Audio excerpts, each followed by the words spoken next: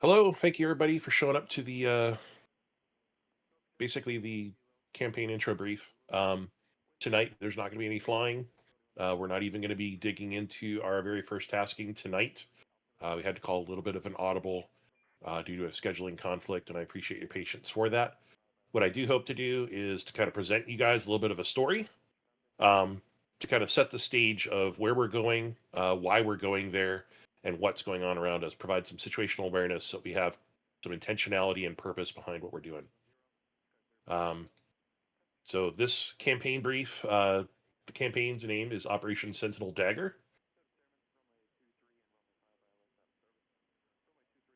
All right. So the backstory: December of last year, Syria overthrew the government of then President Bashar al-Assad after 13 years of civil war. Russian involvement during the last 9 years of that conflict, combined with the exile of the president that they had backed, prompted their pull out of the region. This revolution didn't actually resolve, however, and events have created a massive power vacuum for control and influence within the region. Multiple factions have risen, including government forces, opposition groups, jihadist organizations, and Kurdish militias. But with no clear victor, several bad actors are also making swift, decisive moves to try to establish bases of operation within the country. The Levant Eclipse is an alliance between elements of ISIS, K, Hezbollah, Boko Haram, Al Shabaab, Hamas, and Houthi militants, all the bad guys, is forming, which, if left unchecked, will prove to be very, very grim. So, following the revolution, Israel wasted no time seizing the opportunity to begin a campaign of naval actions and airstrikes, trading Syria's military capabilities, dismantling a navy, destroying multiple warships, many known stockpiles of chemical weapons. These actions were justified to be in the best interest of Israel's defense, but culminated in an invasion of border territories by the IDF forces staging from the Golan Heights, which put them in a very negative light for international relations. Uh, Neighbors to the north, Turkey's relations with their southern neighbor have been long strained over territorial disputes, massive cross border refugee incursions, and the Assad regime's support of the PKK, which is an armed Kurdish guerrilla group. So, considering the revolution, Turkey is expressing concerns that are quite subjective. They have a lot to gain from this opportunity. Um, Lebanon, kind of stuck in the middle, has fears regarding its own security, concerns even about their own internal stability with that many potentially bad actors right there on the border. With a distinct lack of strong leadership and Syria's considerable military hardware seemingly up for grabs, their numerous pleas to the United Nations have been largely drowned out by the dissimilar names of other nations. The United States is committed to their investment toward peace in the Middle East and does not want to see that aim unraveled. So, in compliance with UN mandate and to avoid the appearance of unilateral action being taken, it's been decided that a small expeditionary force could be deployed to the area to assuage regional security concerns. The actions of our NATO allies, Israel and Turkey specifically, have barred us from basing our forces within those two countries. Additionally, because of their apprehension of the optics of an American occupying force operating out of their territory, Beirut has restricted U.S. operations to a very small footprint. The public emphasis is being placed upon anti terror support rather than regime preference in terms of our military actions there. Combined Task Force Olympus has been formed consisting of special operations forces and a very limited support entities. Instead of sharing assets with CENTCOM, the decision was made to dispatch CVW4, embarked aboard the Lincoln, to the Eastern Med to provide dedicated fixed wing air support for CTFO operations. As part of Command Task Force Olympus, CTFO, Carrier Wing 4 has been tasked with providing rapid, decisive, and precise air power in support of stability operations throughout the Levant and Eastern Mediterranean regions. Operating from USS Abraham Lincoln, our mission is to degrade and disrupt extremist forces, destabilizing the region and threatening the sovereignty of both Syria and Lebanon. We will achieve air superiority, protect critical infrastructure, safeguard civilian populations, and ensure the survival of friendly ground forces engaged in counterinsurgency and peacekeeping operations. Our primary objective is to conduct high tempo operations that include strategic strikes, close air support, armed reconnaissance, convoy protection, and interdiction, while adhering to the strictest rules of engagement and minimizing collateral damage. We're going to be doing that in a number of ways. Moving forward through this campaign, each of the taskings as they come, each of the missions as they're built, The tasks will also come with certain boundary conditions that are going to kind of drive the weaponeerings and tactics, and the method in which we go ahead and try to achieve those aims. So you'll see that as we move forward. But definite, we'll be relying highly on precision guided munitions, and we are the frontline element supporting the ground forces. Again, these are all tier one, very high level ground forces. We're trying to do this, be as efficient of a hammer as we can, but as small of a chisel as well. All right. So I tried to do this in op order format. Espresso, I'm sorry, I can hear the eye roll from here. And I know it's probably LARPing, but oh well. So we're going to go ahead and move through. I could just kind of explain the situation of where we're at and the necessity for why we're doing what we're doing. This campaign is a demonstration of discipline, power projection, surgical precision, and commitment to international security. Our intent is to reinforce state sovereignty in Lebanon and Syria without occupation, disrupt insurgent command and control nodes before they can mature into strategic threats, and to prevent regional escalation by avoiding direct conflict with state-backed forces. Deliver American air power precisely, lawfully, and with minimal collateral damage. Key point here, our success is measured not by the volume of ordnance dropped, but by the stability left in our wake. So our presence here is not directly to support Israel or Turkey or Syria or Lebanon. It's to support all of them, all four of them, and generate stability within the region. Okay, for the campaign, this is the overall picture. Phase 0, deployment presence ops. This is the mission 0, which we had intended to do. Unfortunately, this is going to have to fall off. But the primary essence is that we were going to go ahead and actually deploy Steam into the AO. My intent had been to, as the carrier moves forward, you guys would go ahead, execute flights, do some surface search coordination, do some surface vessel ID, also develop an air cordon, ahead of the ship, and provide air intercept and ID missions ahead of the carrier as the carrier moves into the region. Nothing crazy, but just kind of get your toes in the water and get things a little active. This, unfortunately, with mission 0, is going to have to be either Rolexed or scrapped. Phase 1 is going to be stability support. Once we get our small footprint ground forces in place, we'll be doing a convoy escort, be supporting the ground elements, and conducting air assaults on high threat locations that are discovered via various intelligence, and also supporting those direct actions on the ground. Those are going to be the primary focus of missions 1 and 2. Missions 3 through 5, we're going to begin much more aggressively targeting the enemy's mobility, and also some of their finance nodes. We're going to be doing some kill box recon, some armed reconnaissance, and we're going to be doing some long-range strategic strikes as well. And then phase 3, be kind of wrapping things up towards the end of the year, mission 6 and 7. We're going to have some TFR enforcement, potential terror threats taking place with VIPs in the area, trying to come to some agreements. So we'll be having an international summit that will need to be basically the de facto cordon force for enforcing the airspace, and then also we'll be looking to close it up by doing eliminating the insurgent leadership as best we can. And that's going to be a particularly fun and particularly tricky TOT essential strike at the end. So this is, like I said, based off of what to expect over the coming months. This is how it's kind of phased on out. Rules of engagement: positive identification required before engagement. If you don't have it on board, there will be off-board assets. Rules of engagement are going to be tight.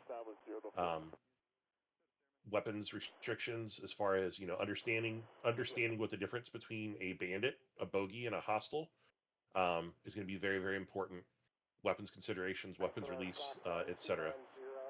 There will be zero tolerance for collateral damage in urban or politically sensitive areas. This is going to require you to use a lot of restraint and provide very, very tight control on every single munition release.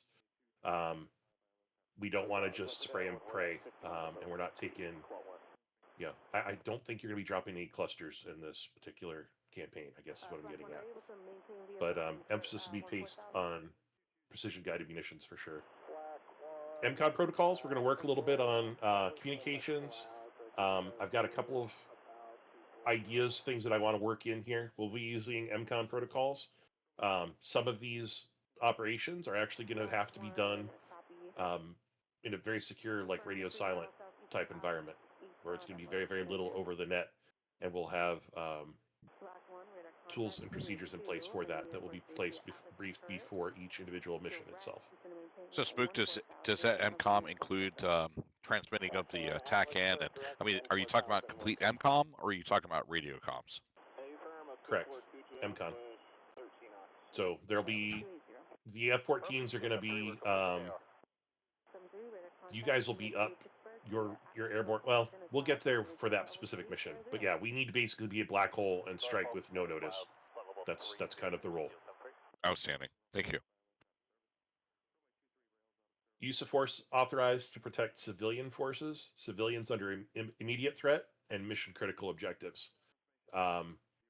Again, our zero tolerance for collateral damage, but we need to do everything within our power to ensure that friendlies don't come home in body bags. All right, so our situation, a coalition of hostile non-state actors comprising elements from each of the groups previously named have initiated a destabilization campaign across Syria and Lebanon. Their operations have begun to undermine fragile central governments, disrupt humanitarian access, and destabilize civil military governance. Enemy factions are operating in decentralized cells. They're capable of rapid mobility and high impact attacks. Again, these are straight up terrorists. Also, understand that some of these terrorists are expats coming from third party nations, but some of these are actually homegrown and have the hearts and minds of the local populace. So they have the ability to melt in pretty quickly. Intelligence suggests cooperation between these factions is driven by shared anti-Western objectives and strategic logistics and funding pipelines, including illicit oil trafficking and arms smuggling. Friendly forces consist of Task Force Sentinel, which is composed of U.S. Navy and Joint Expeditionary Units operating unilaterally from international waters and established friendly staging areas outside of Turkey and Israel. Key components are CVW4, embarked on the Abraham Lincoln, with VF-33, VFA-147, VFA-151 being the primary. We do have joint intelligence, surveillance, and reconnaissance detachments and special operations forces that we'll be working with on the ground as well. Again, some of our kind of boundary conditions and limitation criteria is no basing within Turkey or Israel. Everything's going to be expeditionary from the boat. Operations must respect airspace constraints and international law. Collateral damage and civilian exposure must be minimized, especially during urban or clandestine strikes. So the overall mission of this particular deployment, Combined Task Force Olympus conducts an 8-mission air campaign from 2 on August to 18 December 2025 to support regional stability operations, degrade terror logistics, interdict insurgent leadership, and enable government forces in Syria and Lebanon to regain control of any key terrain and infrastructure. Purpose of the operation is to disrupt the operational momentum of a multifactional insurgent alliance, reestablish secure zones for the host nation forces.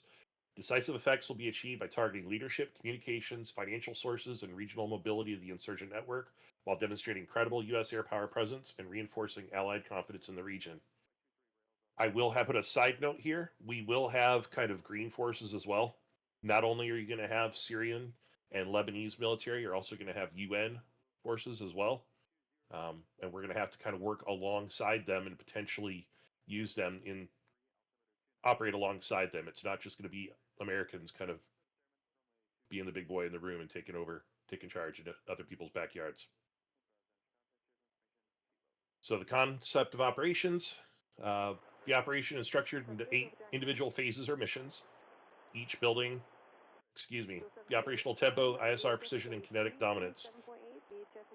CVW4 will operate in joint maritime, desert, and urban environments, progressively increasing complexity from maritime ISR, again, kind of working ahead of the boat as we steam into position, to strategic interdiction and zero collateral clandestine strikes.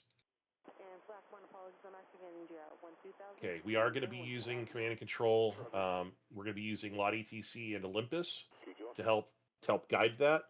I've got myself, and I've actually got 3 other people that have agreed to kind of come help me. They're going to be role players. They're going to be working with me in Olympus and also combined arms. So when you roll to a frequency, it's not always just going to be my voice there. So don't be surprised if you start hearing other voices and people on the ground talking to you. That is par for the course, and that is by intent, by design. So you'll be coordinating with JTAGs and ground forces for all CAS and XCAS missions. Maintain 100% sortie generation, and then limit the ROE violations and non-combatant harm. All mission participants will review the ACO and the airspace overlays prior to execution. I'm still in the process of building those, but you will have those to use during the mission planning portion, and we'll get into kind of the ConOps here in just a little bit. Mission-specific ATOs and spins will be distributed. That actually needs to be edited, but you're going to get mission-specific taskings of what is needed, as well as the limitation, the boundary conditions, the tactical problem you need to solve, and then the obstacle that needs to be overcome to achieve it prior to each one. You'll use that in your planning. Maintain MCON and radio discipline per mission requirements. Coordinate buddy lasing operations as needed. Big emphasis here is on communication, coordination, and teamwork. I know that all of you are capable in your jets. You can fly the jet. You can fight the jet. You've been preparing against near-peer enemies. We are going up against a non-state actor. We are not going up against, a Russia, a China, etc. This is going to be a much lower intensity conflict. But that being said, the intent here is to give you guys enough of a challenge that you're going to be stretched and exercised in other ways. To put it that way. So the Abraham Lincoln will serve as the central node for all taskings. You guys are going to be operating off of that, returning to that every time. Mission debriefs will be conducted via TACView and Discord. So we're going to be operating off of basically kind of a 2-week time period. So Monday night, you guys will get the brief, the overall brief, the specific taskers in hand. You'll have the same thing, situation update, anything that's changed since the previous time you flew. You'll get a little bit of that debrief as well, as far as any actions or inactions and consequences that occurred from the previous mission. And then we'll be going into the tasking that's been given, what the desired results are, what those boundary conditions are. And then it'll take us into this RFI period. The RFI period is a request for information. So from that Monday night, you guys will have until the following Monday, so an entire week, to take the time, determine who's going to do what tasking, what plan of attack you're going to come up with. Again, a tactical problem to solve with those boundary conditions or obstacles in the way, and how you guys are going to coordinate and do it together. The emphasis is going to be on communication and on teamwork. I know that all of you as individuals can fly and fight, but the emphasis here is really on focusing it to be a team effort, and not just a couple of all-stars out on the court. So tactical control will be done via the CAG and the air wing staff. They're going to be the primary ones. They're going to be doing a lot of the heavy lifting. But then we will have controllers using Olympus and lot ATC working alongside with you. And again, everything in terms of spins, all of the comm plan, etc., all of that will be shared prior to mission time. And that's the end of that stream. Good job, Spook. Are there any questions about the campaign brief as a whole? Yeah, I have a question. Developing the setting, right? Understanding the story, understanding our purpose for being here, and then moving forward. Are there any questions regarding that? Go for it, Happy.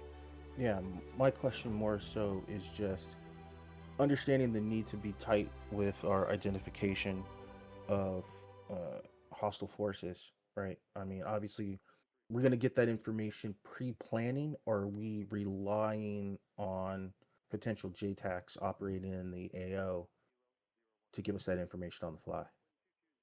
So you're going to be operating in indirect support of friendly forces.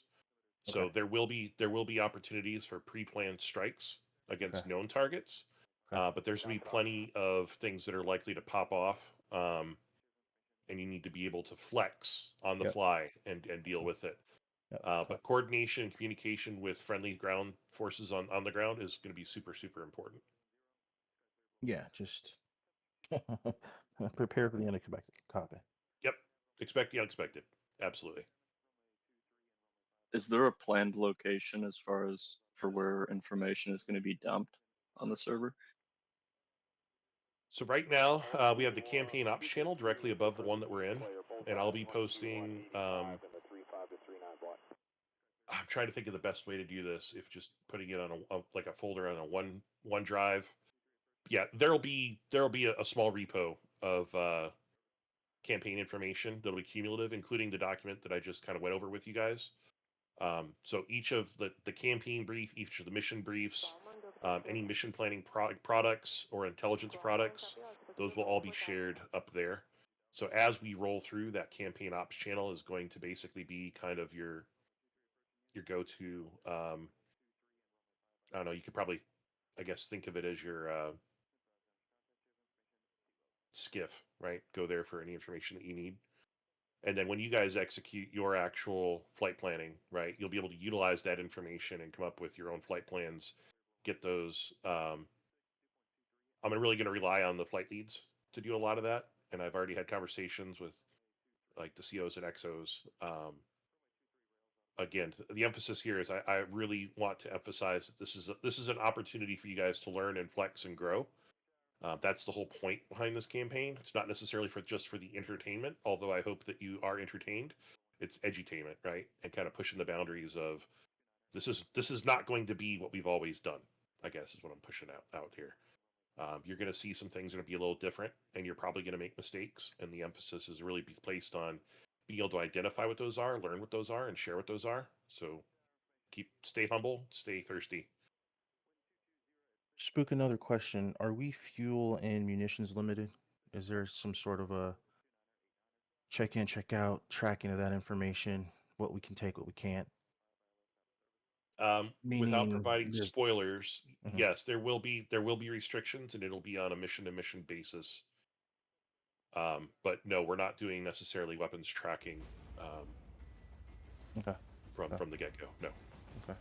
it's 8 missions. It's not like a long term persistent campaign. So Yeah, I was just, if we're getting in, if we only have a warehouse of, 180, harms, then let's make sure that we're using them. Copy. All right, Yep. thanks.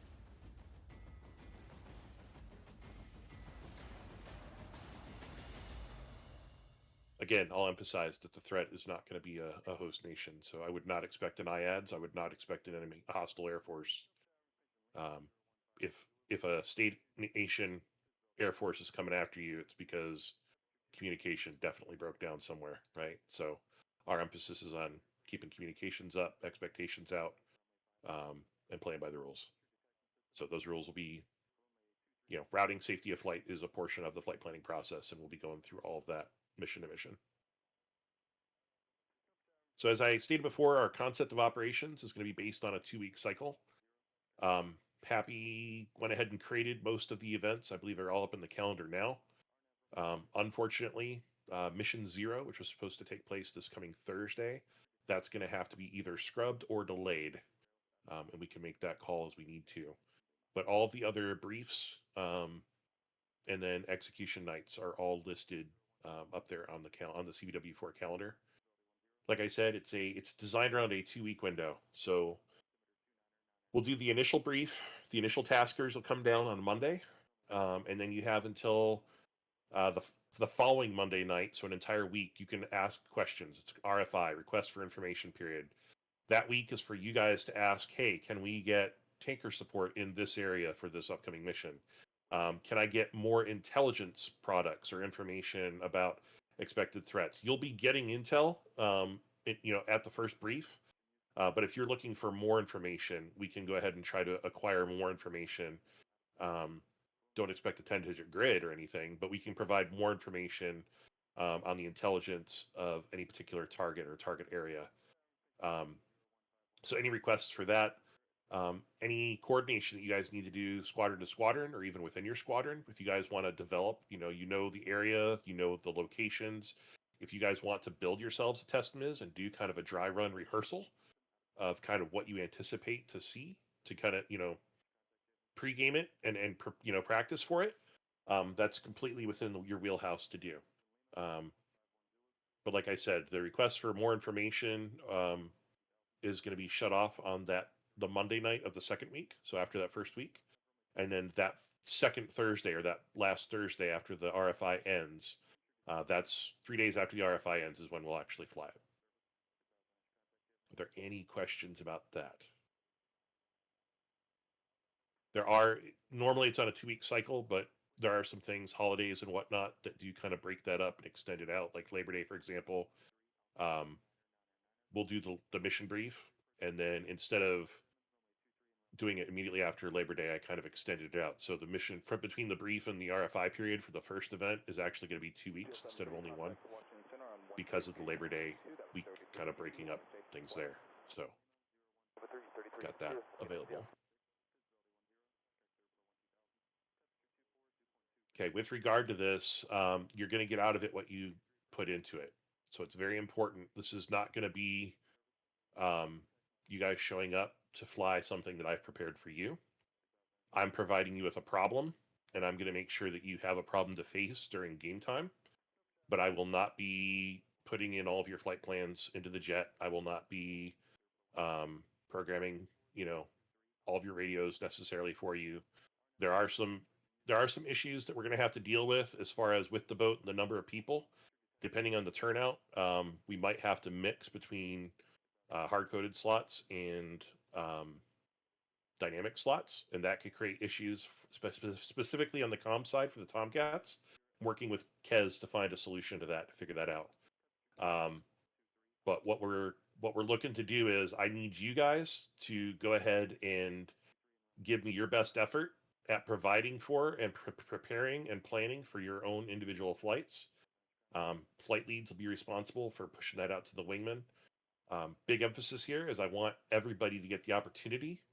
Whether they take advantage of it or not is up to them. But this is an opportunity for you guys to get exposure to flight planning at a deeper level. So I would highly encourage, even if you don't necessarily feel comfortable leading a flight or being a flight lead, I would highly encourage you to take this opportunity to see how the sausage is made and work with your COs, XOs, and flight leads so we can go ahead and share that burden. It doesn't always come down to one guy who knows what's going on because he planned it and 3 other guys just plain follow the leader saying, where do you want me to drop my bombs? This is very much going to be kind of a aeronautical decision-making exercise.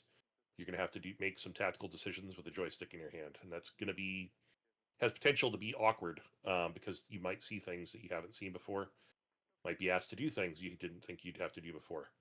But the goal here is, like I said, provide an opportunity, just pressure check your knowledge and your experience, and get exposed to some things that it's going to be fun, but it's going to be challenging. I'm not setting you guys up to fail, but I am giving you enough rope that you can hang yourselves a little bit. So the purpose is not to make it impossible, but to make it challenging.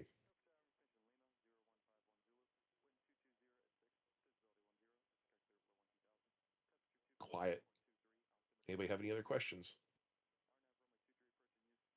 I do. For any given mission set, are we restricted on the number of pilots we can have in our flights? No, I will be, and that's one of the reasons why I'm doing my best to not script and trigger everything specifically in the Miz. I'm leaning heavily on being able to use Troops in Contact and Olympus. I am going to be able to basically dungeon master and on the fly size and scale what you're going to face to the number of pilots. There will be nothing hindering. If you have 4 pilots, I will try to scale it for a workload for 4 pilots. If you have 12, then I'm just going to be a lot busier. But no, there's nothing limiting you in terms of participation. Okay, thank you.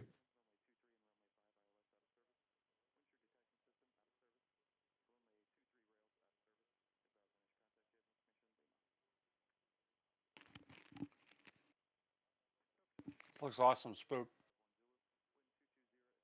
I'm super excited to. This is Concurred. a little bit of some new territory for me as well.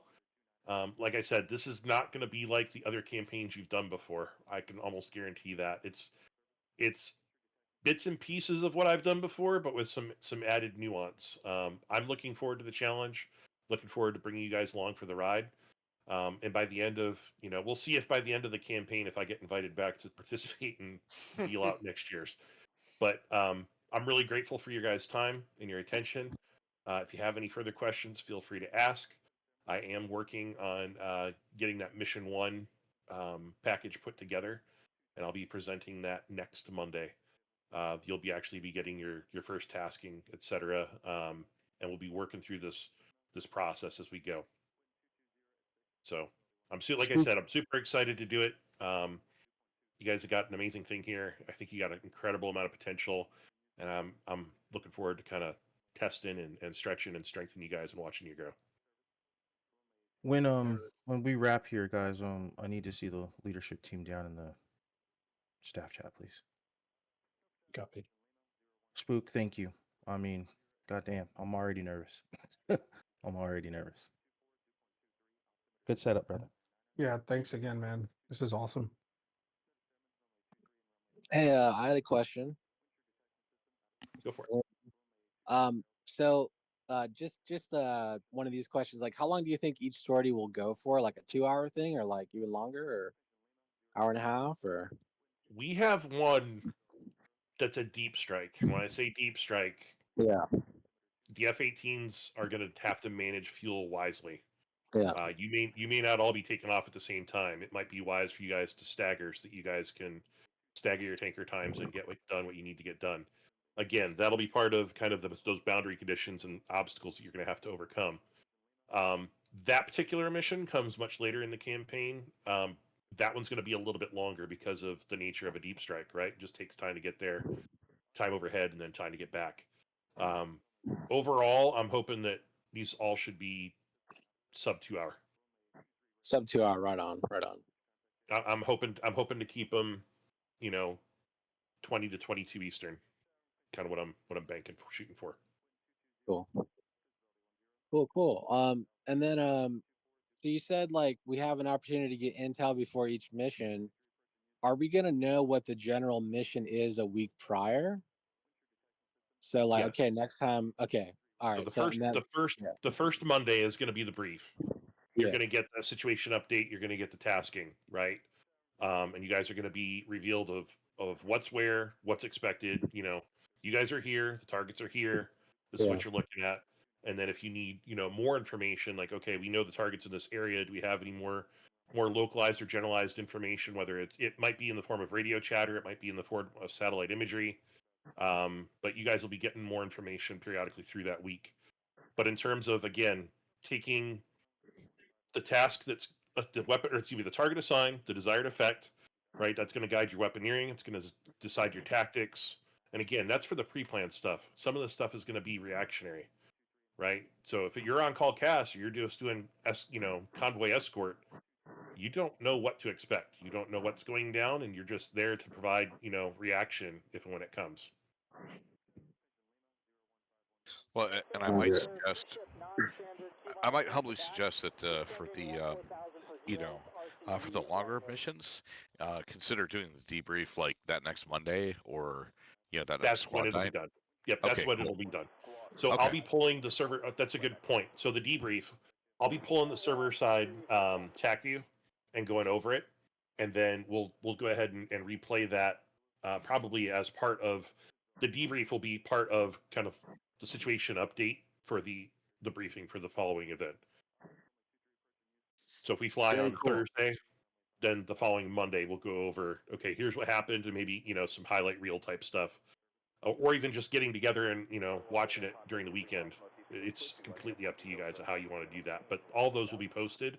I will have due to SRS. I'll have the recording of all the radio frequencies, all the radio traffic that goes through it. So you'll be able to actually take the TAC view and the audio files, and we'll be able to marry those up, so you can actually watch it and listen to it and play it back synchronized in real time. and fast forward and rewind and all that. That's cool. So I just Cool. want to confirm that the for planning purposes and availability, these are going to be Monday night sessions. So these will be Monday and Thursday, the same Monday schedule and you guys Thursday. been doing. Okay, got it. Yep. Copy. So the briefs will be on Mondays, and then the execution, the fly nights will be on the Thursday nights on the Okay, second. copy. That'll be game day.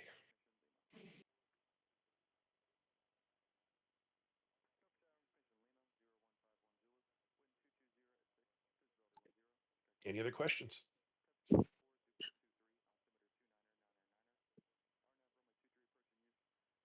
If that's it, Argos, I just need you for maybe a quick 5 minutes after this in the Argos channel, please. Hey, Spook, real quick, where was that channel that is going to be having information? It's the campaign ops text channel directly above the mission ops voice channel we're in right now. I don't even see that, dude. Go up into and check the channel browser. It's probably new. Just need to add it to your visibility. So all the way at the top of the Discord, go to browse channels and just check it, select it so you can see it. Oh, right on. Okay. All right. And that would campaign that ops. will Got it. that will Thanks. become that'll become kind of a repo. It might not necessarily be added in the channel, but it'll at least have a link to like a OneDrive so you can get access to the PowerPoint or whatever PDFs. Cool. Again, there's going to be some unique tools out there utilizing the DTC, utilizing frag orders, etc. There's multiple tools available to help you with this, and I'm going to do my best to equip you guys to be able to use those. And like I said, we'll grow and learn together going through this process. I'm just grateful you guys have given me the opportunity to try this out. So looking forward to it. Well, thank Cool. you for all your hard work, Spook. I mean, Yeah, brother. Thank you. dude. Before you guys Hard separate is- into your yeah, individual that'd be cool. squadrons, I just need the leadership team for like 2 minutes, please. Happy Stat. as the senior 33 guy with no other leadership. Do you want me down there, or you want to stay here? That's fine, wrong way. We'll pull you down. You can Okay. what I have to say will be brief. Roger. Spooky, thank you. Appreciate it, brother. Yep. Thanks. Should be awesome, man. All right, Argos, we'll do this meeting real quick and I'll catch you guys on the channel, please. Just I'll meet you over there. 5 minutes or so. All right, I'll drop it.